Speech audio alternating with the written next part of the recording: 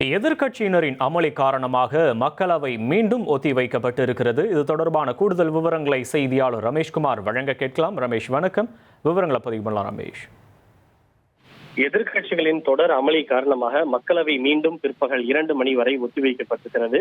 காலை 11 மணிக்கு கூடிய அவை அமளி காரணமாக 12 மணி வரை ஒத்திவைக்கப்பட்ட நிலையில் 12 மணிக்கு மீண்டும் கூடிய போதும் அதே அமளி நீடித்தது. குறிப்பாக பல்வேறு விவகாரங்கள் குறித்து மக்களவையின் வழக்கமான அலுவலை ஒத்திவைத்து விவாதம் நடத்த வலியுறுத்தி எதிர்க்கட்சி உறுப்பினர்கள் வழங்கிய நோட்டீஸ்களை ஏற்க முடியாது என அவைத் தலைவர் அறிவித்தார்.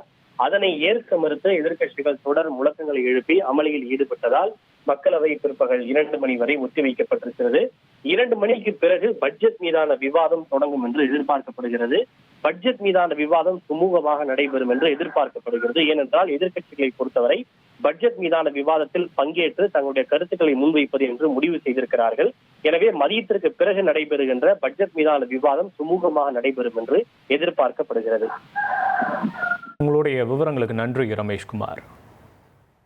1,26,00,000 மனங்களை வென்ற தந்தி டிவி யூடியூப் சேனல். தவிர்க்க முடியாத தம்ப்நெயில்ஸ், கலக்கலான கான்டென்ட்ஸ். நீங்களும் இந்த குடும்பத்தில் இணைய இப்பவே சப்ஸ்கிரைப் பண்ணுங்க. அசுரபலம் கொண்ட எங்கள் டிஜிட்டல் கரங்களில் உங்கள் விளம்பரங்களை சேர்க்க வாட்ஸ்அப் பண்ணுங்க.